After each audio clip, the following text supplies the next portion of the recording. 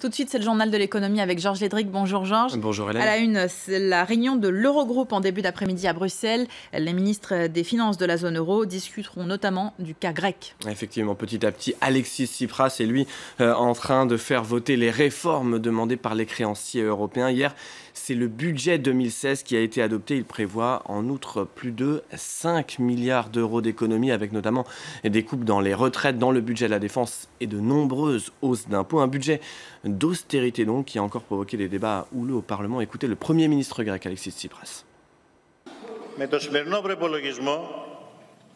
Avec le programme budgétaire d'aujourd'hui, nous prouvons que nous avons les capacités à mener cet effort social, un effort énorme et difficile, et dans des circonstances défavorables.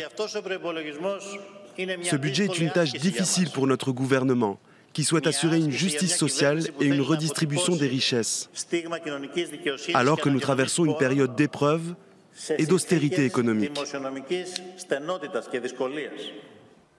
Ce vote au Parlement grec, il permet notamment de rassurer les créanciers européens qui devraient aujourd'hui officialiser le versement de la prochaine tranche d'aide qu'Alexis Tsipras a pu sécuriser avec plusieurs réformes qui ont été votées au courant du mois de novembre. L'autre sujet qui sera probablement débattu lors de cet Eurogroupe, c'est celui de la recapitalisation des banques grecques, un sujet crucial pour relancer l'économie grecque. Là aussi, les choses devraient plutôt bien se passer puisque les banques grecques ont réussi à lever des fonds privés. Les Européens devraient a priori se prononcer pour verser des fonds publics, également des fonds qui étaient déjà prévus par le plan de sauvetage de juillet dernier. En clair, il reste encore beaucoup de chemin à parcourir, avec notamment une réforme des retraites qui sera délicate à passer en grec, mais Alexis Tsipras semble bien embarqué pour obtenir le versement des prochaines tranches d'aide et puis surtout, pourquoi pas, pour relancer le processus d'une réduction de la dette grecque. Ce sera peut-être début 2016.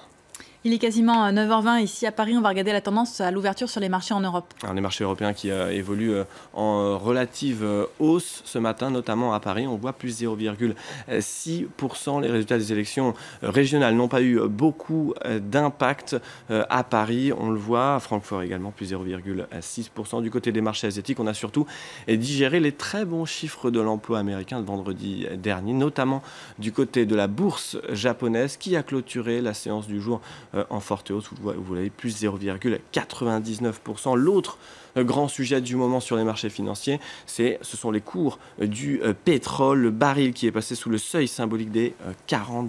On le voit pour le pétrole américain, $39,74. C'est historique après notamment cette réunion des pays producteurs de pétrole vendredi dernier qui n'ont pas réussi à s'entendre pour limiter la production et faire remonter les cours. On regarde maintenant l'actualité des entreprises en bref et en images. D'abord, la Cour d'appel de Paris qui rend sa décision aujourd'hui contre la société Uber. Uber qui risque une amende de près de 200 000 € suite au lancement de son application Uber Pop. Désormais interdite, l'entreprise est accusée de pratiques commerciales trompeuses, en particulier en raison des assurances contractées par les particuliers travaillant grâce à Uber Pop, des assurances moins coûteuses car non professionnelles. Et puis dans les transports maritimes, le français CMA-CGM souhaite se renforcer en Asie. L'entreprise a fait une offre de 2,5 milliards de dollars pour un transporteur singapourien, Neptune Orient Lines. L'opération devra obtenir le feu vert des autorités de la concurrence. Et enfin, le bras de fer continue entre l'État français et Nissan. Un conseil d'administration doit se tenir vendredi pour limiter l'influence de l'État. Une influence qui pourrait faire vaciller l'alliance Renault-Nissan élaborée en 1999 lors du sauvetage du groupe Nissan.